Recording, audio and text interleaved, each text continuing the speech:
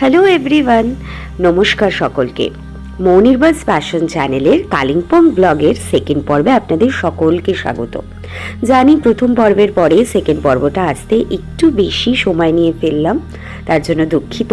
তবে আপনাদের কিন্তু ধন্যবাদ প্রাপ্য, কারণ প্রথম পর্বটাকে যে আপনারা এত ভালোবাসা দেবেন, সত্যি আপনাদের ভাবনার অতীত আমরা ভীষণ আপ্লুত। প্রথম পর্বে আপনাদের সঙ্গে শেয়ার করেছিলেন কিভাবে খুব অল্প কদিনের নোটিসে আমরা লাস্ট মোমেন্টে ডিসিশন নিয়ে শিলিগুড়ি পৌঁছে গিয়েছিলাম একটা লাক্সারি প্রিমিয়াম বাসে জার্নি করে, আর তার সাথে সন্ধান দিয়েছিলাম Summit Barsana resort and spa কালিম্পংয়ের, যেটা পাইন ফরেস্টে ঘেরা একটা দারুণ প্রিমিয়াম ক্যাটেগরির রিসর্ট, আর যার ইউএসপি হচ্ছে রুমে বসেই আপনারা বারান্দা থেকে যখন খুশি ইচ্ছে পর্দা সরিয়ে দূরের কাঞ্চনজঙ্ঘা দেখতে পাবেন।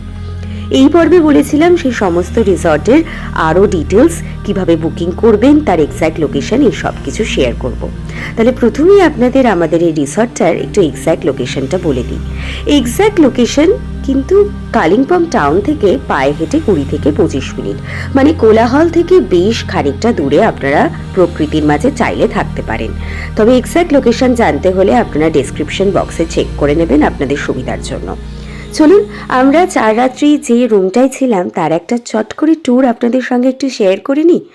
আমরা কিন্তু একটা প্রিমিয়াম ক্যাটেগরির ফ্যামিলি রুমে স্টে করেছিলাম, যেটা আমাদের দুজনের জন্য একটু বেশি স্পেশিয়াস ছিল।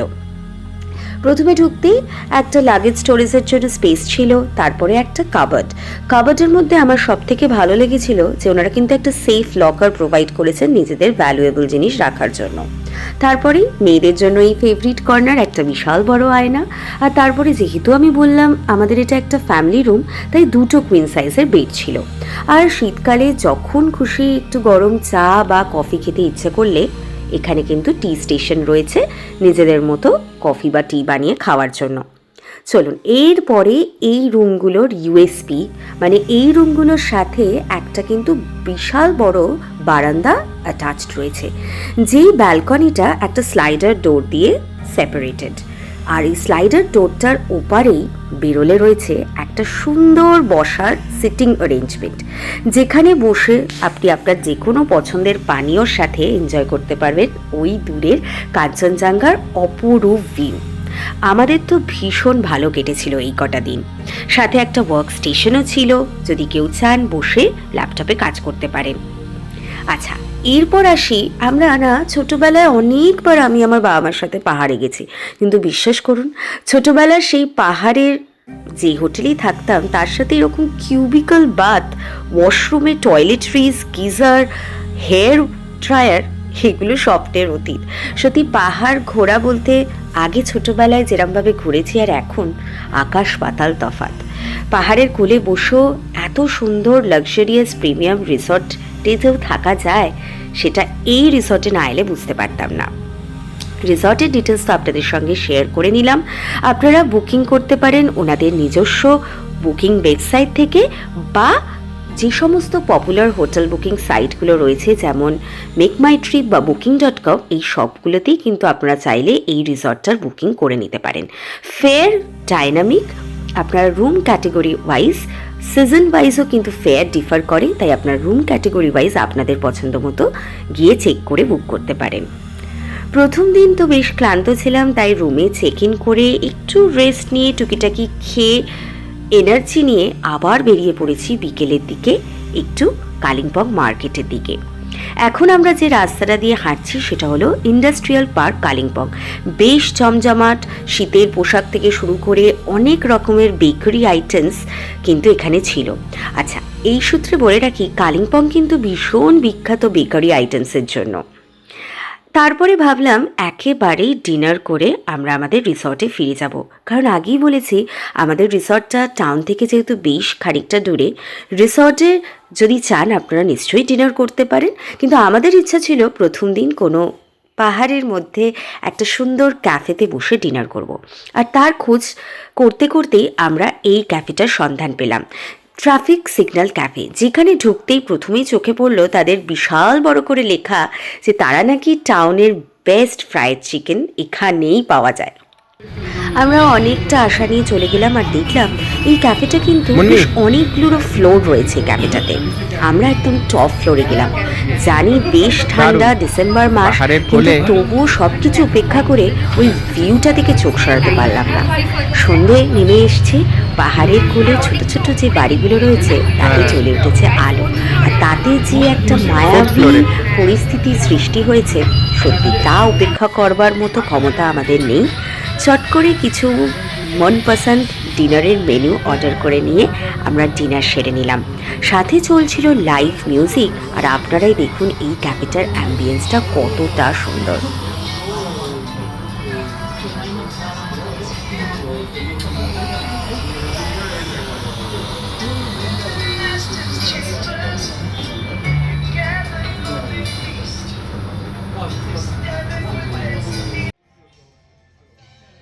আমরা দুজনে তো বেশ খানিকক্ষণ কোয়ালিটি টাইম স্পেন্ড করে একটা দারুণ ডিনার সেরে হাঁটা লাগালাম রিসর্টের পথে।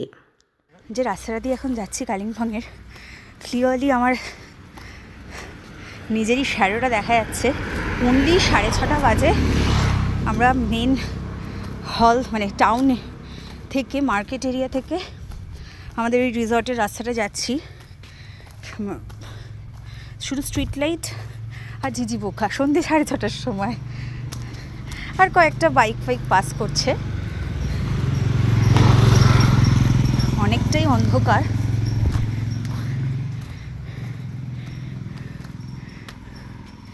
আস্তে দেখে নামো। এই যে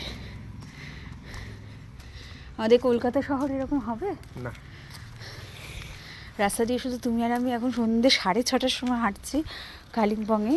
কেউ নেই, সব মানে এমনি এমনি। কিন্তু এটা নয় যে এটা কোনো জঙ্গল বা কিছু, যথেষ্ট কিন্তু লোকালিটি। দেখো এই যে হ্যাঁ দোকানপাট রয়েছে, সেটেলমেন্ট রয়েছে, কিন্তু যে যার মতো বাড়িতে। দোকানপাট বন্ধ, শুধু গাড়ি যাতায়াত করছে। এই যে, এবং এটাই হচ্ছে এই আপার কাট রোড। রাস্তাটা একটু উঁচুর দিকে গেছে। একদম এই দিকে আমরা গেছিলাম টাউন, আর এই দিকে এখন আমরা যাচ্ছি আমাদের রিসর্ট। বেশ অনেকটাই হাঁটা কিন্তু, না? হ্যাঁ, এই রাস্তাটা টোটালি রিসর্টের জন্য। পরপর যে মেফেয়ার রয়েছে একদম শুরুতে, তারপরে কিছুটা গিয়ে আর একটা ওক ট্রি সামথিং, তারপরেই আমাদের সামিট বারসানা স্পা রিসর্ট।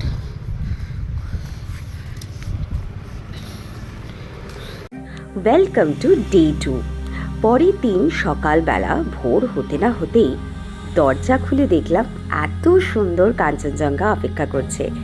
আর তারপরে ফ্রেশ হয়ে রেডি হয়ে ডিরেক্ট চলে গেলাম ব্রেকফাস্ট সারতে।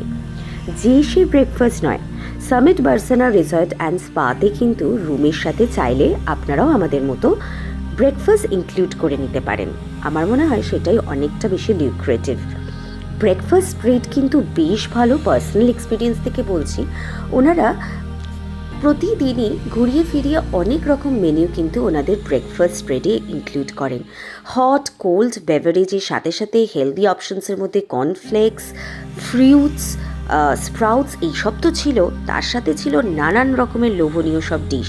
ওনারা কিন্তু সাউথ ইন্ডিয়ান মেনুও রেখেছিলেন, যেমন ইডলি, সাম্বার, এই সমস্ত কিছু কিন্তু রেগুলার অল্টারনেটিভ ওয়াইজ ওনারা ওনাদের মেনুতে রেখেছিলেন। আমাদের প্রথম দিনে ছিল উপমা, বয়েলড এগ, চিকেন সসেজ, এছাড়া অন রিকোয়েস্ট এগের আরও অনেক আইটেম ওনারা ডাইরেক্ট টেবিলে সার্ভ করেন। খাবার দাবারের কোয়ালিটি, টেস্ট আমাদের সকলের খুব ভালো লেগেছিল। এটা হচ্ছে সেই বারান্দা যেখানে বসে আপনারা অনায়াসে ব্রেকফাস্ট করতে পারেন। আবার চাইলে যে কোনো খাবার বাইরেও ওনাদের সিটিং অ্যারেঞ্জমেন্ট রয়েছে, সেখানে বসেও এনজয় করা যায়। আমরা কিন্তু দ্বিতীয় দিন আর কোথাও ঘুরতে যাইনি, কারণ আগেই বলেছি এই summit Barsana resort and spa এতটা পিকচারেস্কিউ, এতটা বড় যে চারিপাশটা ঘুরে দেখতেই একদিন সময় কেটে যায়। তাই আমরা দ্বিতীয় দিন ঠিক করেছিলাম একদমই কোথাও ঘুরতে যাব না, খুব ভালোভাবে রিসর্টটা ঘুরে দেখব, বেশ কিছুটা ফটো ক্লিক করব, ভিডিও করব, আর একটু কোয়ালিটি টাইম স্পেন্ড করব। ঠিক সেই মতো আমাদের কিন্তু কোনো অসুবিধা হয়নি। আমরা প্রকৃতির মাঝে এই রিসর্টটাতে দ্বিতীয় দিন দারুণ এনজয় করেছি।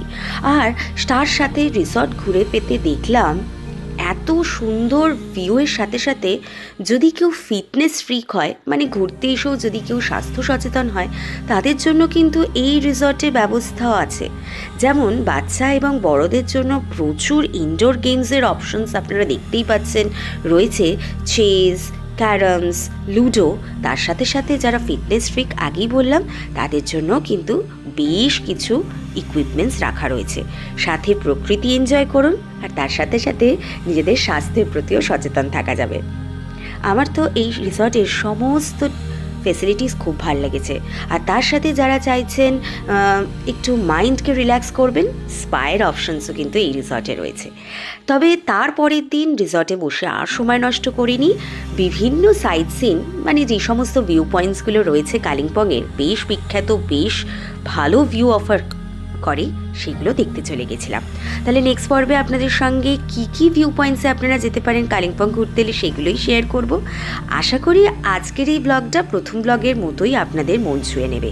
আর যদি ভালো লাগে তাহলে অবশ্যই কিন্তু লাইক, কমেন্ট, শেয়ার, আর যারা প্রথমবার দেখছেন প্লিজ সাবস্ক্রাইব করতে ভুলবেন না। Thank you for watching.